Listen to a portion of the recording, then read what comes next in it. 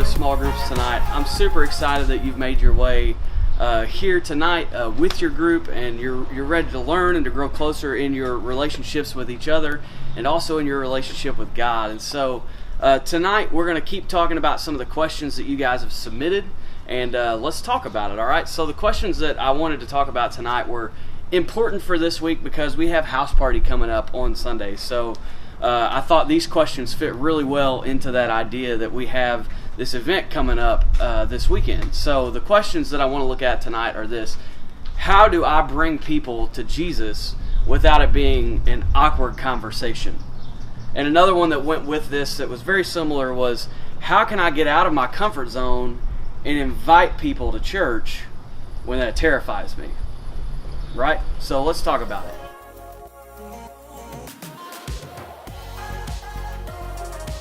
What I want to point you to tonight, and it's a section of Jesus' story in the book of Matthew that I'm actually going to talk a little bit about it here, and then here in a minute you guys are going to just read it together. But it comes from Matthew chapter 13, and it's verses 1 through 9. And it's this parable, this story from Jesus' life where as Jesus was teaching, he would use these stories or parables to make a point in people's lives. And so what he says is this parable that we call the parable of the scattered seeds. And so Jesus talks about this farmer who's out and he's scattering seeds, and this time they would have a bag full of seeds, and they would reach in and they would pull them out and they would throw them out as they went along on the ground, and that was how they planted what it was that they would later come back and harvest. And it wasn't like they had these sophisticated planters like what we see today on farms, but that was how they farmed back in this day. And so there were 4 types of soil that Jesus talks about in this story. And he says this farmer's out and he's scattering seed, and it says that the seed fell on 4 different types of soil.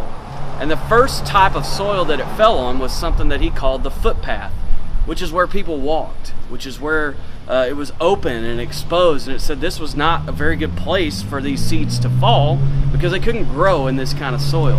And the birds actually came along and they ate up the seeds that they had sowed, right? And so the second type of soil was not just the footpath, but was actually the shallow soil. And so the shallow soil was not good because it sprouted up quickly, but because there was no deep root, there were no roots underneath, it wasn't able to survive, and so the sun burned it out and they quickly died. So then there was a third type of soil that the seed fell on. And the Bible says that Jesus taught that it fell among the thorns. And so thorns are not a great place for things to grow because there's a lot of things there that are choking out the sunlight. And another thing about thorns is that they kill all the nutrients and the good things inside the soil so that nothing else can really grow there. So that's not a great place for a seed to grow. But then there's the 4th type of soil that Jesus talked about, and that was the fertile soil. That was good soil for seeds to grow, to take root, and to become a plant after it had been scattered. And so the whole point of this story is Jesus is talking about how when we go out and we share about Him, when we share about our faith, that there are going to be 4 types of places that those words will fall. That they'll sometimes fall on the footpath and they're not going to grow or go anywhere. Or that they're sometimes going to fall in the thorny, soil that's not going to be able to produce anything fruitful. But sometimes it's going to fall on fertile soil. And so here's how I want you to think about this, because Matthew 13 verse 9 says, anyone with ears to hear should listen to this and understand. But that wasn't just talking about Jesus' story. That means anyone who has ears to hear our message about who Jesus is should hear the message and understand it. And so that brings us back to those questions. How do we tell people about Jesus without it being weird? How do we invite people to church when it feels uncomfortable? Well, I think the real question that we need to ask is this one. How do we leverage our relationships with other people to help them have ears to hear?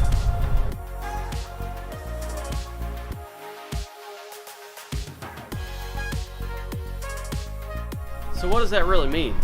How do we leverage our relationships with other people to help them have ears to hear?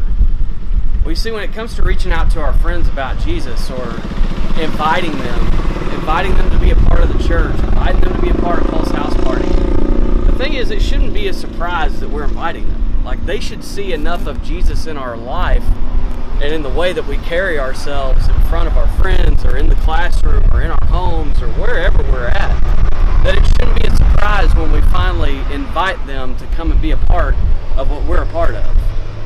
And so here's the deal. We've got a few discussion questions that I want you to talk over with your small group leaders, and I actually want you guys to read through this parable, Matthew chapter 13, verses 1 through 9, and I want you to have a conversation about this and how you can help answer these questions in your own lives. Thank you guys for coming. I look forward to hanging out with you this Sunday night at Paul's house party.